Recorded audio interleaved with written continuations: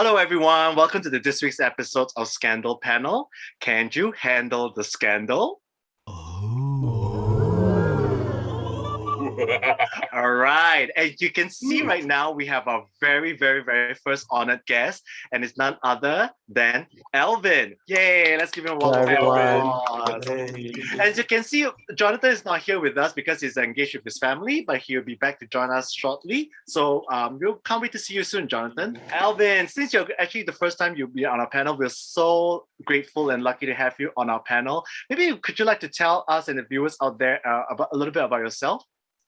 Hi everyone, I'm Alvin, and I'm basically being invited to be a guest today, mainly because I understand that I'm one of the first few COVID positive guests on the show. So would like to actually just share my little bit of experience about this. Well, I mean, again, my heart goes out to you, and I really do sincerely wish that you are resting well and speedy recovery. Yeah. Thank So, you. yeah. And you are at home or a hotel or under the government place lockdown, or I'm currently under the home recovery program. home recovery? Yeah, so I've been staying at home since the 12th of October, and now at the time of recording, it's already the 17th of October. It was about 5 days, so that means it's left about like another Until the more days. 21st, which I believe is actually Thursday. Okay. And how many days in total for quarantine? Is it like 10 or 14 days? I think there's two different amount of days that you have to stay. For those who are vaccinated, it is 10. I see. And are you vaccinated? Yes. I see. Okay. And before we go on, AJ, Stephen, have you all gone through any quarantine or lockdown? I mean, quarantine before? Have you all experienced it? For myself, I don't think I have because, but I would say pretty close. My colleague's father was COVID positive. So therefore, she's considered as L1. And those people who came in contact with her, right, having lunch with her, like eat with her, share food with her, considered L2. So basically, our company kind of like, our organization kind of actually tighten stricter laws. I'm not so sure whether it's in compliance with the Singapore laws, but we the rest of the people came in contact with her, right? Will actually, will have to be quarantined for at least 7 days.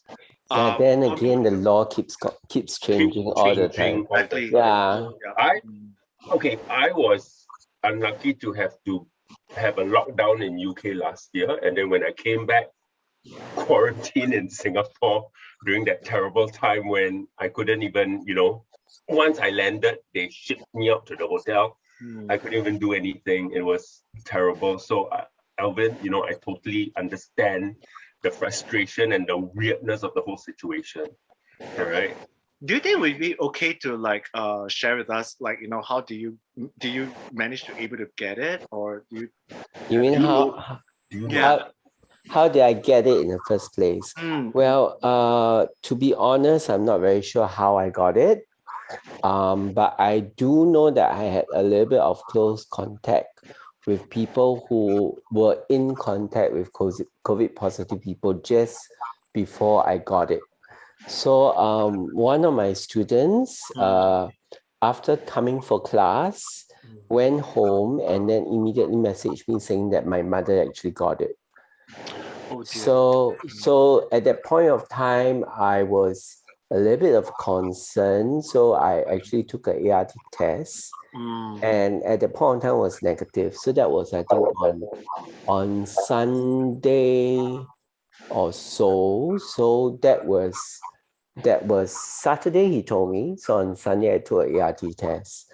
But it was only on Tuesday morning that I actually, Monday late night to Tuesday morning, that I was actually taking a second ART test, and I realized that it was positive.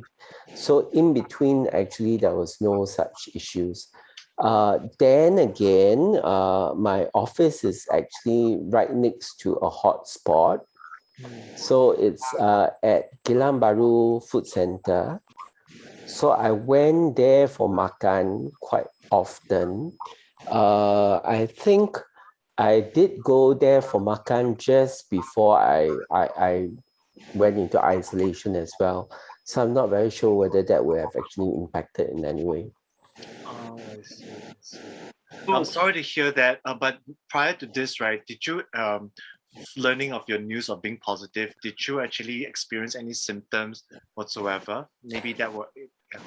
Yes, I think I was already starting to cough, so that set off some alarm bells. But when I was testing, it was still fine. Right. But I said, okay, based on the current guidelines, is that you can still go out. So I was coughing. I was starting to have a little bit more runny nose. So that was when I was like still not very comfortable about it. Then I went to take another ART test. Okay. Well, I guess in the end of the day, it's good that you detected it soon. So I don't know how's the situation for family. So I guess all your family is also The isolated. good thing is that I'm not actually staying with family. Ah, that's nice. Yeah, Oh, so in my residence here right now, there's no one who's actually over 80. right. So that is definitely helpful lah. Good, good, good, good. you have access to your own washroom and kitchen. Yes, I do have an attached washroom, but I don't have much access to the kitchen, as in I occasionally still have to go out to grab some water and that sort of thing from the kitchen. But other than that, most of the time I'm actually staying in my room. And it's not very convenient because there's a lot of things that you can do in the kitchen, no? I only realized that I now. know, yes. And how about your meals? Grab Oh, all the time is bloody expensive. Hey, that's convenient, isn't I it? know, You I know know. what? That's what they Yeah. do. So, so have you done any subsequent tests, or how do you report about your progress? Or there was this report that we did mention last time, is that the minister even said, please do not call MOH for when people have inquiries, which I was very upset about, seriously, because he didn't give an alternative. You have a question? Don't call us. That's all they said. And so what is it? How has it been now? And what have you been doing? And what have they been instructing you to do? To be honest, really minimal lah. Okay. Yeah. When I first got tested ART positive on Monday midnight plus, my first question was what was I going to do? And the all the guidelines that were out there was that you just have to isolate yourself at home, especially if you have no symptoms. So you just stay at home and there's no one to report to. There's no hotline that they provided. So basically you're on your own. So Did they know? Sorry, did they know you were staying with housemates? no one knew. That's the thing. Once you actually get ART tested, right, you don't need to report to anyone. So except for yourself, no one else knows unless you intend to tell them. So you don't intend to tell your housemate? I mean, your housemate doesn't have to know about this, lah. I mean, If you don't want them to know, basically you can don't tell. yeah, that's fine. But you see, not everyone is privileged to have their own washroom. You know what I'm trying to say? A lot of people have to share everything, even share bedrooms. So do these people, tell? There's no strict guideline to say that you have to do anything. Basically, it's just say that you have to isolate yourself in the room. Yeah, and personally, I do think. that there's no touch point. There's no nothing. Yeah, so self-isolation is usually quite is everyone's personal responsibility lah. So at the end of the day, right, it's like when I think all of us we have actually watched our PM message. Basically, he was saying that, at this point of time, as the numbers keep growing, right, to a certain point, the government already stopped counting already. And it's like, there's got to come to a point whereby we need to move on to the next phase where we have to learn how to live with COVID. Because that is kind of like, there's something that we cannot be doing this forever, and people are complaining the very fact that there's so much of these lockdowns, there's so much of this and that. So at the end of the day, right, and most of us are vaccinated, so at the end of the day we just have to treat this as if like it's a common flu. We're going to share this video that just recently released by Mothership, so we would like to share this with the rest, and perhaps you guys, each of you, can share your thoughts on what you think about this. This is what life looks like for people living in other countries right now. And this is Singapore today. On September 24th, Singapore re-tightened its community-safe management measures in response to the rise in COVID-19 cases. These changes were introduced even though we have one of the highest vaccination rates in the world, a comparatively low death rate, and an assurance in the past few months that this is the light at the end of the tunnel. I know many are fatigued and tired, but we are seeing light at the end of the tunnel. For those hoping to live with an endemic COVID-19, these new measures seem to be a step back. Interestingly, most Singaporeans are actually in favour of these restrictions. In a recent survey, most people in Singapore said that they feel like the latest restrictions on social gatherings are just right. And in another survey, a significant majority of respondents said that they still fear catching the virus. Are Singaporeans actually ready to live with an endemic COVID-19? It's clear that the answer is no. Not yet, at least. Because, among other things, endemicity is a state of mind. Let me explain. First things first, it's understandable to still feel worried about COVID-19. This has been cited, even by authorities, as the main reason for tightened restrictions. And for good reason. An increase in the number of COVID-19 cases results in a higher likelihood that more COVID cases will need intensive care. A maxed out ICU means that appropriate care can't be rendered to those who need it. And that could lead to death. And we don't want death. And as I'm saying this, I'm aware that statistics are on my side. I don't have an underlying precondition, and I am statistically likely to recover from COVID-19 with relative ease. But not everyone has those odds.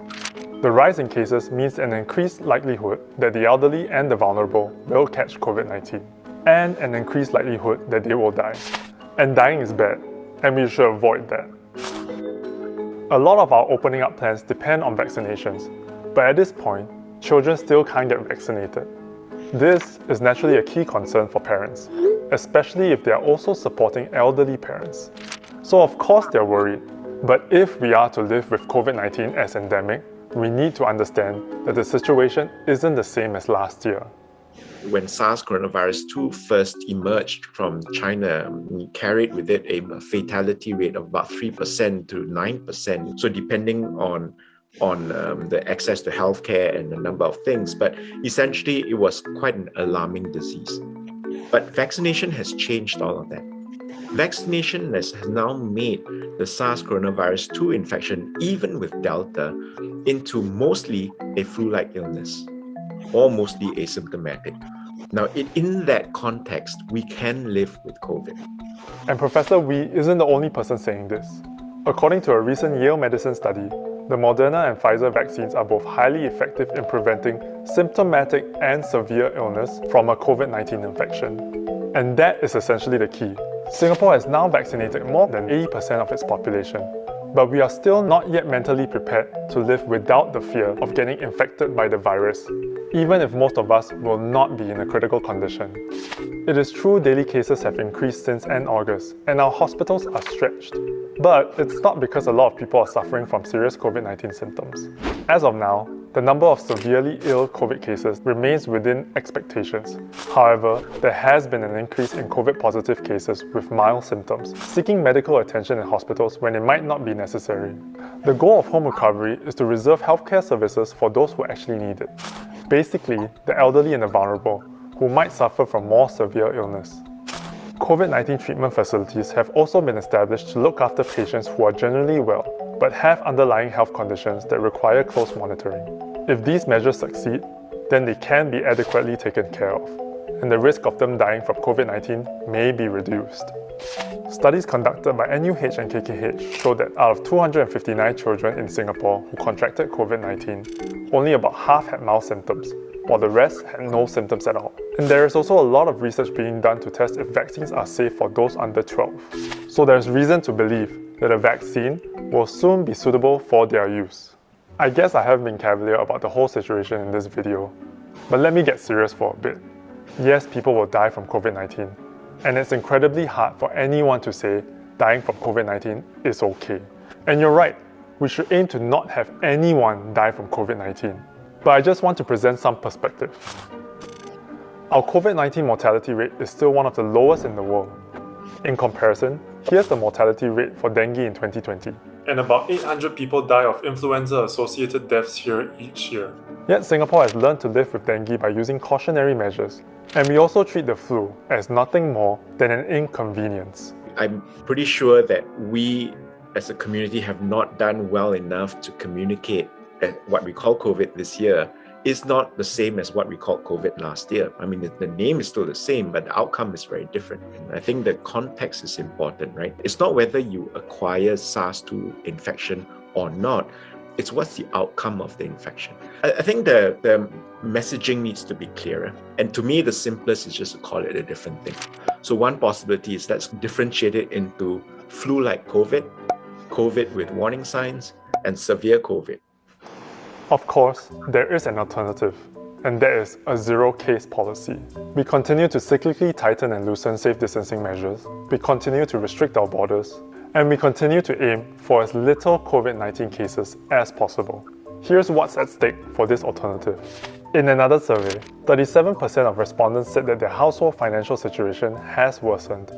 Mental health has also declined, with 76% of the respondents feeling sad or depressed. Elderly suicide cases are also at an all-time high since 1991, and business sentiments among Singapore SMEs has seen a historic low. So I think in Singapore, we also have to ask ourselves, how long can we keep this up for before we open up? Because the not opening up is not an option. Singapore will cease to exist if we don't open up at some point, because our economy, our livelihoods, everything depend on Singapore being a hub for trade and travel and transportation and all that. So at some point, we have to open up. To be fair, there can be cases made for either option, and it's not an easy decision to make at all. Whether we start to open up or still aim for zero-case tolerance, they both come with costs. But which of these costs are we willing to bear? When the time to open eventually comes, here are some things you can expect to happen. Number 1, you're likely to get COVID-19 at some point. An endemic COVID-19 means we learn to live with the virus, and that it circulates amongst the population at low levels. But if you're vaccinated, it's likely that you will be asymptomatic or experience mild symptoms. Number 2, case numbers will rise, or at least remain higher for a while, and regular COVID-19 testing may also become part of your routine. Delta is all over the world. It may be Delta or it's going to be another variant, but this virus is here to stay. To me, it's a question of when do you have to take this bitter pill. You have to, right? Because the virus is going to come in.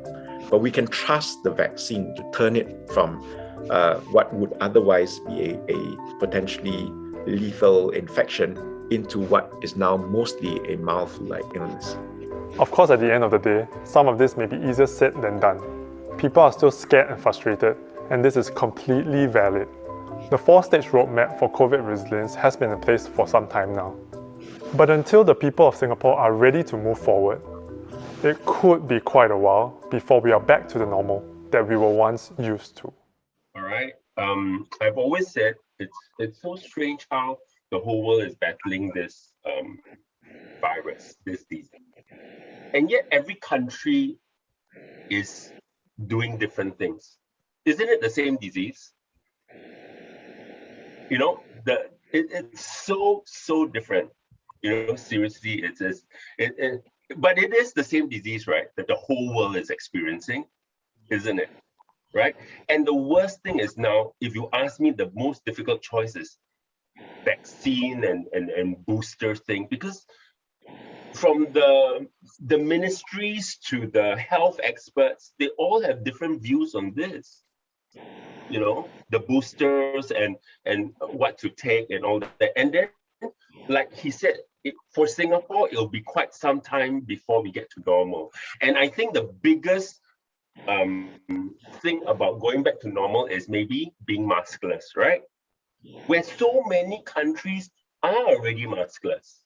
Why is Singapore going to take a long time before it becomes maskless? How do you feel?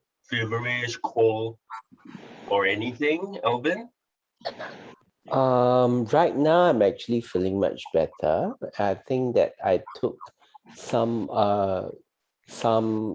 some decisions early on, which were really, really useful for me. At least personally, I felt that it helped me a lot. Those few decisions helps to keep the symptoms in check. Okay. But I have actually heard of people who are COVID positive who had quite severe symptoms, and some of them have got loss of smell and that sort of thing. So it can get worse, and even after like 10 days of isolation, he's still suffering with all the side effects. So it really depends. It really doesn't. It really depends on the individual, I must say. I remember when I heard that one of the side effects when you have COVID is like cold, cough, cold, right? Cold, a bit of sniffle. And I was saying, Singapore is the tropics. Honestly, years and years ago, I always wake up with a cold and a sniffle. The side effects are a bit like quite normal staying in the tropics. So that's the difficult part for me. I must say that the first day was definitely not normal lah. Okay. I've heard of quite a number of people who have actually had COVID, which tell me that it is definitely not like the flu. Okay. So they are younger than me also. So yeah, some of them are like people in the same industry as me, which is fitness. So some of them are actually like triathletes, and they are actually experiencing really bad symptoms. Okay. So they have symptoms like they're really finding it really, really difficult to get out of bed, that sort of thing. So the severity of the symptoms really differs. Okay. Yeah, for some people it can be quite bad. I was just looking to the newspaper and they're saying that they recently have the youngest case of death from COVID. So it's always been a case whereby it's always either the elderly or the vulnerable is like, be the one affected. But this time you have like someone who's like 23 years of age. It just sends a whole spiral of reaction from different people. And especially the video, right?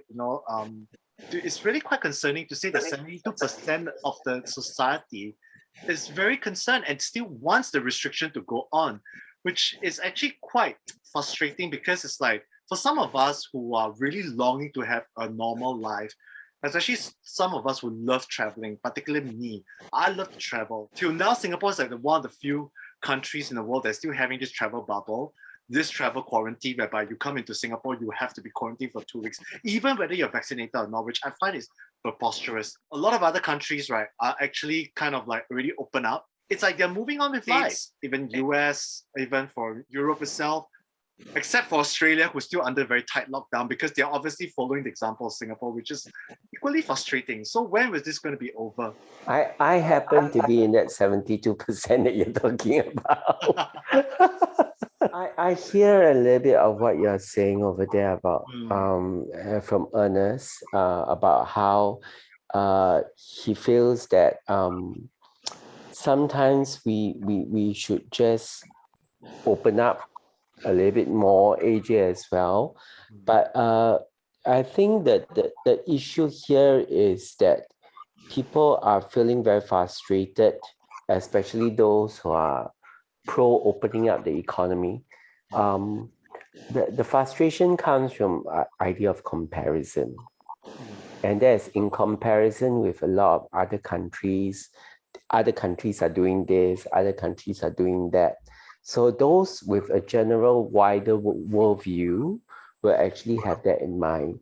And as compared to those who are actually a little bit more conservative, that will want to keep their lives safe, that they want to actually keep this particular virus in check.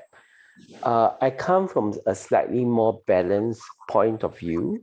I think the most concerning for me is that of the healthcare facilities. So the very, very first point that was brought up in the video, that one is a really, really big concern for me, because as much as we can say that the government says that this particular vaccine, after you take it, you won't have any much effects. It's very interesting to see how they've actually worded the video. So if you say that the way they are saying is that a lot of those points that they're talking about, people getting mild and mild or asymptomatic symptoms, they're coming from I teach critical thinking, so I use the word inductive, which means that they are saying that there's a very low probability of it happening to you. So they're using probability as a means to actually say that, hey, it's not very possible that you actually get severe symptoms. But when it comes to talking about the vaccine, they are saying that it is said that the vaccine will actually prevent severe symptoms from happening to you. So they are taking a very deductive point of view, which is actually more of like this is stated in the law. And to me, in a sense, that seems to be a little bit skewed. So it shows that to a certain extent, when they were actually coming up with this video, they already had a more or less a very unbalanced point of view, that they're trying to skew public opinion in a particular direction, which to me it's a little bit of a concern. If you're going to present the facts, then present everything out fairly across the board, and not in a very unfair, in a more neutral manner. COVID is something that we all have to learn to live with regardless. I'm very curious to actually ask is, how many of you have actually heard of other COVID positive cases around you? I've got someone going through it now as well. It's being in Singapore, they tested positive, they feel okay, but they just have to go through the lockdown and the quarantine. Yeah. I have one person's brother who passed away in UK, and that's it. Anyone else? Stephen is very quiet. Well, about people that I know in Singapore, one of my students, I'm a singing teacher, so one of my students, her father got the virus. He is a medical doctor at NUH. He actually specializes in like diabetic care or something. But he sometimes is reassigned to look after COVID patients when the need arises. Yeah. So recently he tested positive, and well, it's a household of four. Two girls, husband and wife, and so he isolated himself in the master bedroom for the period of 10 days. Thankfully, he didn't really have any severe symptoms apart from a loss of taste and smell. So when his wife messaged me to update me, right? She said that thankfully the lockdown happened and we moved our lessons online before he tested positive for the virus. Yeah, and apart from a slight loss of taste and smell, there wasn't any heavier, more serious symptoms, which I said, well, a loss of taste is good, then you don't have to cope as well for him then. I think that also as compared to other countries, we need to keep in mind of the idea of change. And change management is something that we has to be slowly introduced in our society as compared to maybe overseas, because in Singapore, basically the bulk majority of the public has been very used to numbers which are actually 3 digits and below. And now suddenly you're looking at 4 digits and above. So to them, the impact is actually greater. But in overseas, actually, especially in UK and US, the numbers in Malaysia has been so great. Yeah, so their ability to actually adapt to opening up, to change, and suddenly having this sudden burst of numbers is the tolerance level is much higher lah. Okay, one thing, with all this, being my whole family, we are asthmatic. That's why the mask is a big concern for a lot of people having breathing problems, especially with our weather, it's really difficult. But what I'm going to say is, yes, COVID has affected a lot of people, but the restrictions we are having is affecting a lot of people mentally and emotionally, like the suicide cases. And because I'm a counselor, I deal with children, I deal with therapy and all that. It is definitely on the rise. The restrictions we are having, just the restrictions, it's not even, I guess it's COVID related, right? Because it's the restrictions. So, how do we balance that? And I always say, if the mask goes, doesn't mean if the mask goes, doesn't mean that you cannot wear a mask if you want to. People are very afraid. They say, oh, if it's not compulsory to wear a mask, oh my God, everyone is not going to wear a mask. I said, but if you wear a mask to protect yourself, it's not compulsory that you don't have to wear a mask. I think WHO has actually more or less has stats to prove that mental disorders are actually on the rise lah. Yes. So that part is actually quite clear cut. I agree. So it's about still having all these restrictions. And on a personal note, because of these restrictions, I'm stressing out over my exhibition, which I'm having next week. It's an art exhibition. And in the whole gallery, we're only allowed 4 people. And it's a group exhibition with 5 artists. You work out the maths.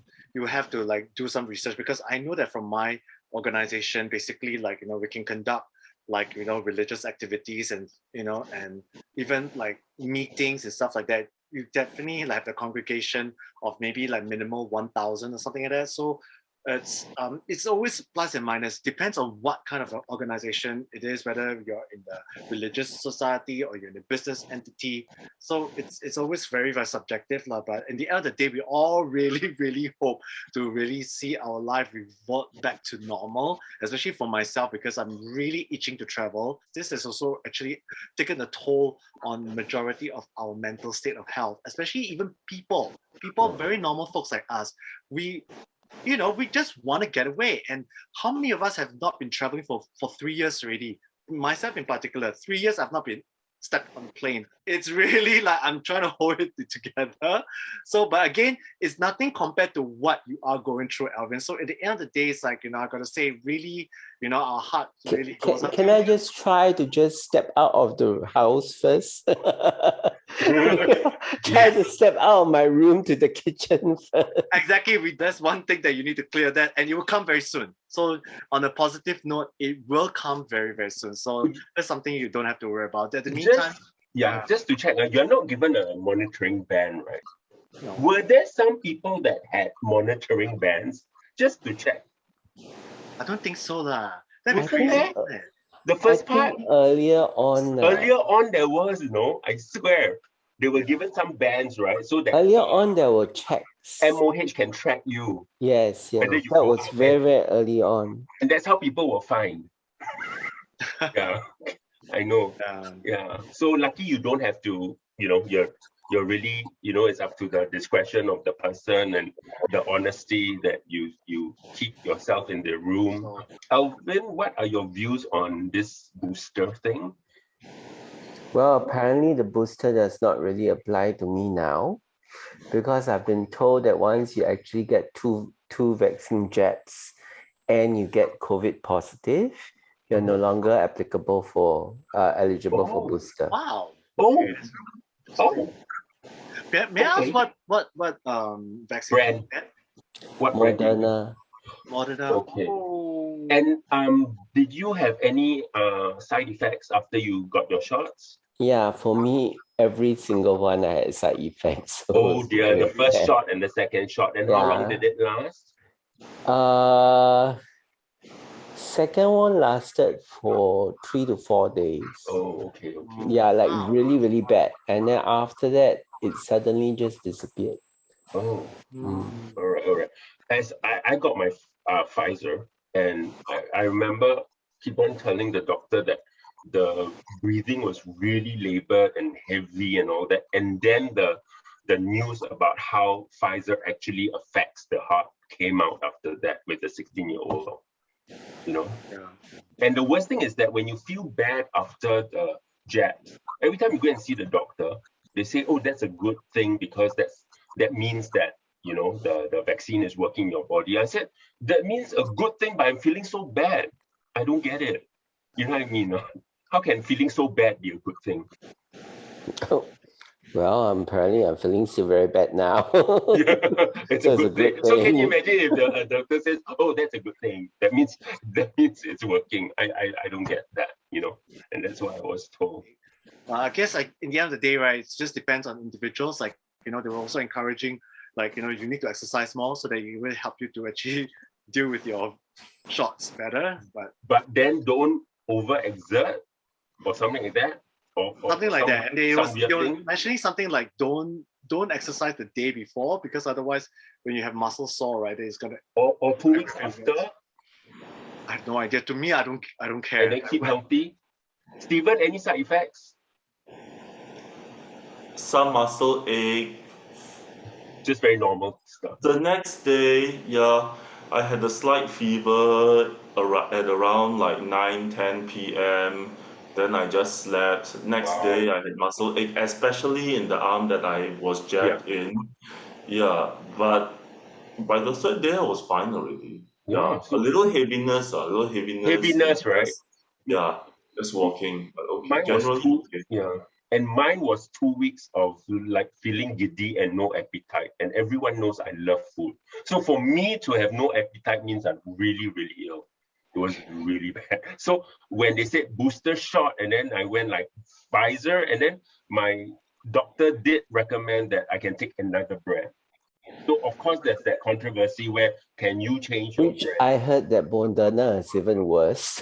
Oh yeah, that's why it's so confusing. And then someone said, how about the China one? Sinovac. Sinopharm? Sinovac? Yeah. I don't know. So There's someone another said one called Sinopharm. Sinopharm, right? Yeah. But the thing is that one you have to pay for it, right? You're not going to get it free from the government places. I have no idea. No, you have to go. You have to see a private GP for that. For that one, the Sinopharm or Sinovac. Yeah. Yes. Then yes. every time I tell people that, then they go, "Are you planning to go China?" I said, no. That's why they just said that it's safer. That's all, instead of doing Pfizer. And if I'm not mistaken, even Pfizer said that the third jab will affect the heart. There's a write-up on that they say it does affect the heart. So it's strange that our government still approves that. No, that's why they actually instigate saying that you can choose whichever you want. So for myself, I'm still toying the idea whether should I go back to Moderna or should I do Sinovac.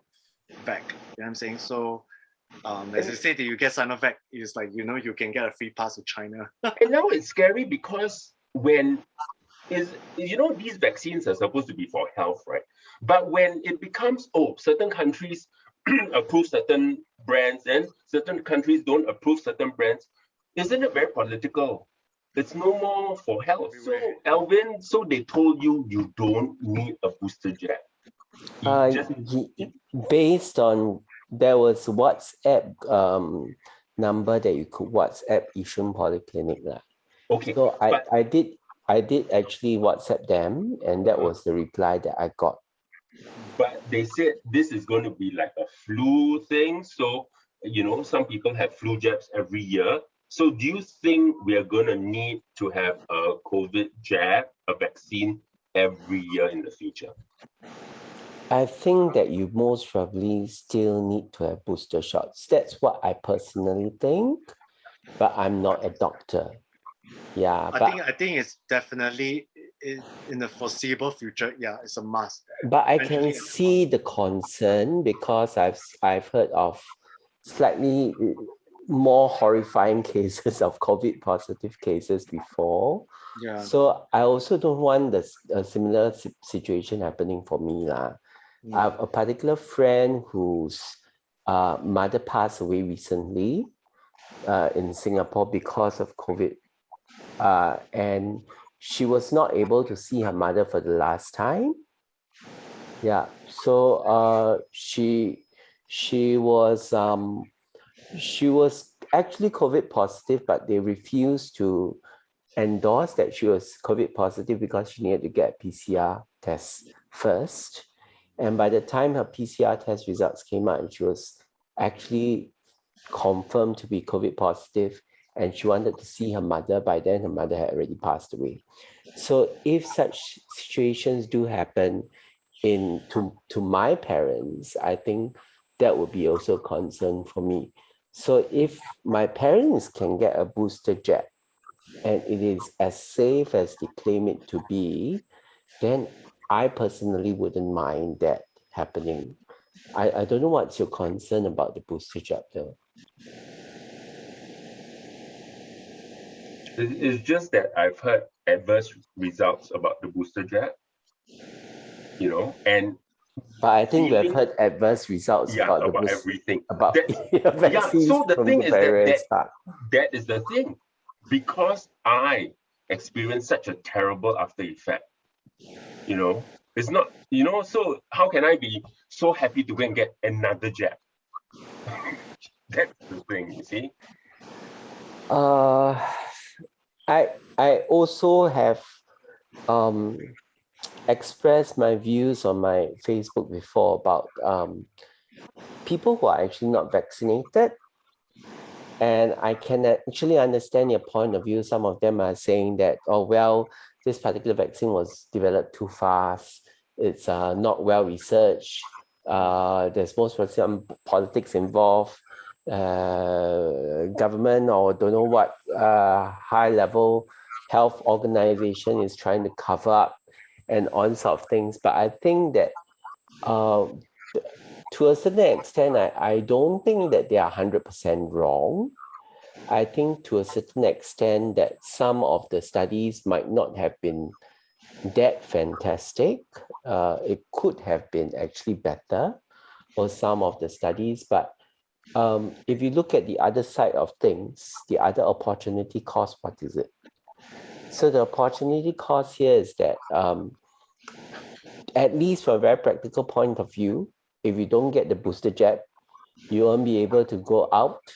You won't be able to meet with your friends.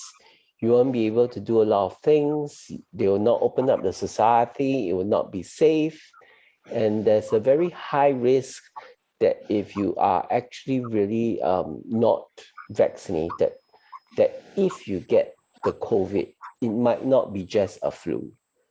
It might be something which is really, really serious. I think that we have to really weigh out the opportunity cost as well, and to see which is the lesser of the two evils. And it's not just a very, very clear-cut yes or no answer for that. I'm with you. I totally agree with you on that, Alvin. For this case, I always strongly encourage, and I do understand a lot of people have their own concerns, and it's not up to us to judge them. But again, it's like we always have to look in terms of the bigger picture, because for them being the reason for not going for the vet, and then after that being the liability of the society, right? That can be quite yeah, induction. Yeah, you do have a social responsibility as well. Exactly. And I do hope that this video, whoever watches this, will give you a very clearer mindset about how we take this seriously. And hopefully that we also want to wish everyone the best of health. Thank you, Alvin, for your time, and I really appreciate you. And Thank you for having Thank me. you. yeah, you've been lovely to have, and we do hope to see you in our future episodes. And we definitely will talk about more fun things. Okay. Yes. I hope that the next time I'm on your episode is not because I'm COVID positive. No, not at all. Look, No. Alvin, the next time you talk to us, you're going to make us all do a headstand. All right? I thought Ernest is going to make us get naked. That's a different one. That's a different one. Yeah, seriously. Yeah, And that's Alvin, Ernest's idea. Alvin, Everybody must get undressed Yes. for the camera. So Alvin, do give us the number we can contact, if we're interested in the stretching program, which sounds really interesting and very healthy. And especially at this time, all of us have to keep healthy.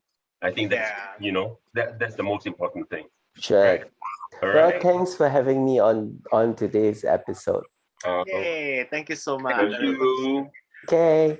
Take care. Bye. Bye.